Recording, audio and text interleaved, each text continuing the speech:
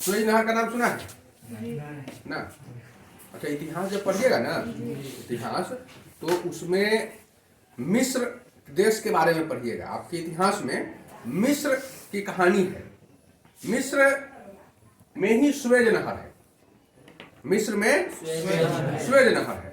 Suez नहर अंतर्राष्ट्रीय जल मार्ग है। वो एक नहर है। 1859 ईस्वी में फ्रांस के एक इंजीनियर थे फर्डिनेंड। तो फ्रांस जो देश था ना, पहले इंग्लैंड और फ्रांस, इन दो देशों का दुनिया के अधिकांश देशों पर कब्जा था। जानते हो कि नहीं जानते हो?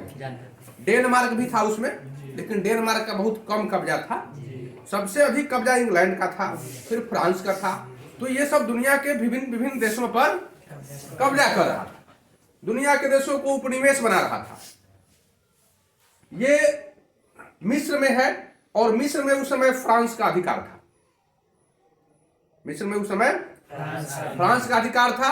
बाद में फिर उस पर इंग्लैंड अधिकार किया। तो इंग्लैंड अधिकार किया, फ्रांस का था, दोनों में लड़ाई झगड़ा चल रहा था। इसी बीच यह 1859 में फ्रांसिस इंजीनियर फर्डिनेंड जो थे, वह स्वेज नहर को बनाने का काम किया, चैनल निर्माण शुरू कर दिया। ये चैनल क्या था? तो देखो, इस तरह से देश सब है, इस तरह से देश बना हुआ है, इस तरह से देश है ना, इसलिए वो यहाँ इस तरह से बहुत सारा देश है। तो देखा गया इसमें कि ये सब समुद्र है, ये सब समुद्र है, और इधर भी समुद्र है, इधर भी समुद्र है। और इस इधर से ये माहे घूम कर आने में, इधर में लगता था लगभग 15 दिन का समय लग जाता था। यहां से यहां तक आने में 15 दिन का समय लग जाता था जल मार्ग से होकर। लेकिन वो इंजीनियर जो था, जहाज पर रहता था, तो उसको मालूम हुआ, जब देखा इस मार्ग को, तो कहा कि अगर हम ये पर से चीर देंगे खाली इस तरह से, भाई इस रास्ता को चीर दिया जाए, 162 किलोमीटर का ही रास्ता था। कितना किलोमीटर का था? और इधर से आने में 6000 किलोमीटर से भी ज्यादा की दूरी थी इधर से आने में। तो 6000 किलोमीटर जो चलना है जहाज को, वो तो 162 किलोमीटर में चलाएगा। कितना काम आसान हो जाएगा। इधर 15 दिन लगता था, और 12 घंटा में पार कर जाता है। अब सोच लो कि 12 दिन का 12 घंटा नहीं हुआ, 15 दिन का 12 घंटा में बदल गया। तो ये दूरी चलना आसान कि ये दूरी चलना आसान? आसान है। अब क्या है, तो बना कब? 1859 में शुरू हुआ, और 1869 में बनकर तैयार हो गया। ये चैनल, नहर को चैनल कहते हैं, और इस चैनल से होकर जहाज को पार कराया जाने लगा, इधर से होकर। तो इसमें जो शेयर था, इसमें बनाने में जो खर्चा लगा, वो फ्रांस और ब्रिटेन का शेयर था। किसका शेयर था? फ्रांस और ब्रिटेन का। इसको 99 वर्ष के पट्टा पर मिला हुआ था कि आप अगर खुनवाए हैं, पैसा लगा हुआ है, तो 99 वर्ष आप इसमें से चुंगी वसूल लीजिए। जहाज जाएगा माहे, आखिर खुनवाए हैं हम, और माहे जहाज जा रही है, तो जहाज का पैसा कौन लेगा जी? खर्चा हुआ है तो टैक्स तो लेंगे ना। तो वो टैक्स लेने के लिए फ्रांस को नियुक्त कर दिया गया। ये आप 99 वर्ष का पट्टा यहाँ से लीजिए। कभी झगड़ा करता था, कभी झगड़ा करता था, दोनों झगड़ा करता था आपस में। कभी कभी ऐसा झगड़ा होता था कि बंदे हो जाता था, कोई नहीं ले जाएगा। एक बार तो ऐसा हो गया कि इसमें 50 से अधिक जहाज फंस गया, रहिए गया। 8 वर्ष तक जहाज नहीं चला, फंसा दिया गया। विश्व युद्ध जब चलने लगा ना, वो झगड़ा हो गया, उसी में रह गया, फंसा हुआ। तो ये सब परिस्थितियां आई, बंद हुआ। ये नहर 162 किलोमीटर लंबा बनाया गया, और इसकी चौड़ाई जो है वो 60 मीटर है, 200 फीट चौड़ाई, 60 मीटर। गहराई जो है 16.5 मीटर। गहराई कितनी है? 16.5 मीटर, मतलब 52-53 फुट, 53-54-55 फुट के आसपास हो जाएगा। तो इतना गहरा है ये। 15 मीटर होता तो 50 फुट हो जाता, और 1.5 मीटर ज्यादा है, 5 फुट 55 फुट हो गया। तो ये 55 फुट गहरा नहर बनाया गया, क्योंकि जहाज है क्या, छोटी छोटी मछली नाला में चल जाएगी, कम पानी में रह जाएगी। लेकिन अगर लम्हर मछली 5 किलो पे आ जाए, तो कम पानी में रहेगी? नहीं रहेगी। तो लम्हर मछली को चलने के लिए बेसी पानी चाहिए। तो बड़ा जहाज को चलने के लिए समुद्र ना चाहिए। छोट छोट पानी में, कम पानी में थोड़ा जाए, छोट छोट नदी में नहीं जा पाएगी। तो यहाँ पर गहराई उसकी 55 फुट किया गया। ये एक तरफ है लाल सागर और एक तरफ है भूमध्य सागर। तो लाल सागर को भूमध्य सागर से यह नहर जोड़ती है।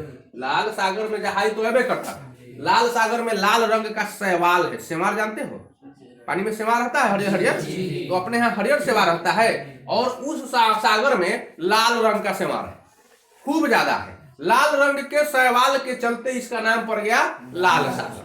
तो लाल सागर को भूमध्य सागर से इसको जोड़ दिया गया और इसी से होकर, इसी चैनल से होकर पार कराया जाता है जहाज को। इस नहर को स्वेज नहर कहते हैं। क्या कहते हैं? स्वेज नहर। यह नहर मिस्र में है, आज इस पर मिस्र का आधिपत्य है, मिस्र के कब्जे में है आज।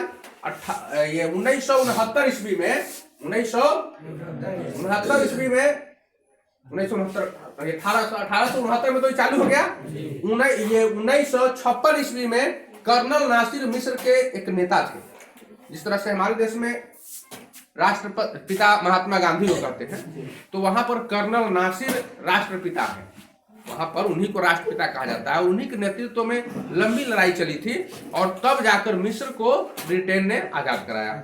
फ्रांस ने और ब्रिटेन ने दोनों मिलकर उसको छोड़ा। तो ये 1956 में कर्नल नासिर जो थे, इन्होंने स्वेज नहर को कहा कि इसका हम राष्ट्रीयकरण कर रहे हैं, ये अब हमारे देश की संपत्ति है। राष्ट्रीयकरण करने का मतलब होता है कि अब ये हमारे देश की संपत्ति हो गई। तो उसको अपने देश की संपत्ति मान लिया। जब अपने देश की संपत्ति माना तो ये फ्रांस और ब्रिटेन खिसिया कर हमला कर दिया। किस पर हमला किया?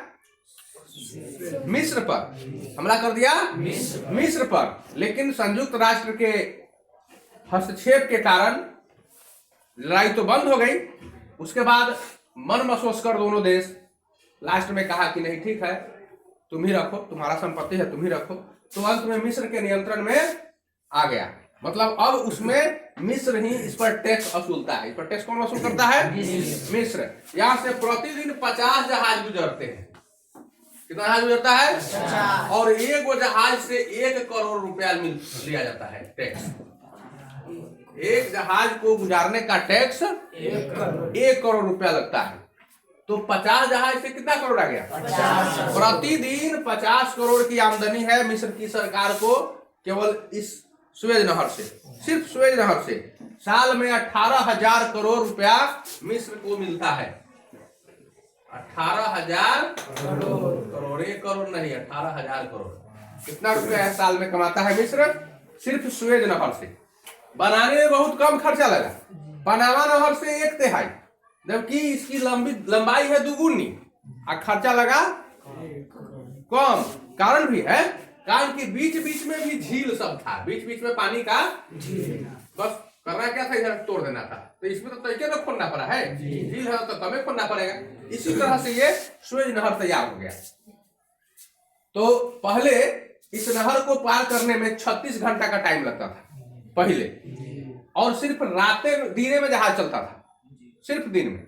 रात में इसलिए नहीं कि समुद्री डाकू या फिर कुछ देशों से जो लड़ाई चल रही थी वो सब उसको कब्जा में कर लेता था जहाज को, और लाइट वगैरह की असुविधा थी। इस सब कारण से सिर्फ दिन में ही जहाज चलता था। लेकिन 1887 ईस्वी में व्यवस्था हो गई इसकी और पूरा लाइटिंग कर दिया गया। सेना भी इस नहर के आसपास किनारे किनारे खड़ा कर दिया गया। अब दिन और रात दोनों हर टाइम में जहाज चलता है। तो हमेशा जहाज चलने के कारण व्यस्तम मार्ग हो गया, काफी व्यस्त। दुनिया में अगर ये थोड़ी देर के लिए बाधित हो जाए ना तो जहाज का यहाँ ढेर लग जाता है, मतलब पूरा व्यस्त। यहाँ जहाज जो है ट्रैफिक जाम कहते हैं ना रोड पर, तो उसी तरह से जहाज का ट्रैफिक जाम हो जाता है। यहाँ काफी जहाज सब जमा हो जाता है। बीच में सुना होगा कि कुछ दिन पहले इसमें वो जहाज फंस गया था, वो तिरछा हो गया था जहाज, तो सब बालू में फंस गया था जाकर। बाद में इस जहाज को फिर हेलीकॉप्टर से और कुछ मोटर बोट से टेल टाल कर तब साइड किया गया, तब जहाज को निकाला गया। तो ये जहाज निकल गया तो उसमें 50 से अधिक जहाज जमा हो गया था वहां ना। प्रति घंटा यहाँ पर 3,000 करोड़ रुपया का नुकसान हो रहा था। एक घंटा में 3,000 करोड़, मतलब 72,000 करोड़ जो है एक दिन में 72,000 करोड़ का सामान एक पार से उस पार जाता है। ये ऐसा नहर है, इतना व्यस्त मार्ग है। सिर्फ कंटेनर में जाता है, बड़ा बड़ा कंटेनर सब जहाज पर लाद लेते हैं। और एक को जहाज पर 6,000 कंटेनर लगाता है। कंटेनर समझ रहे हो ना? कंटेनर देखा है, रोड पर चलता है बरगा, 6,000 कंटेनर लाद लेता है वो एक जहाज। समझो कितना बड़ा जहाज, पानी में 300 मीटर लंबा जहाज होता है। एक जहाज 300 मीटर लंबा। यहाँ से रोड पर चले जाओ, रोड है ना, रोड, यहाँ से रोड पर चले जाओ, इतना लंबा जहाज है। ऊपर क्रिकेट खेलता है लोग, इतना बड़ा उसका डेक होता है। 7 तला, 8 तला, 9 तला, 16 तला तक जहाज होता है। उतना मंजिल, टोटल नीचे से ऊपर तक लगा जाता है कंटेनर। तो इतना व्यस्त जलमार्ग है और इतनी अधिक कमाई होती है सुएज से।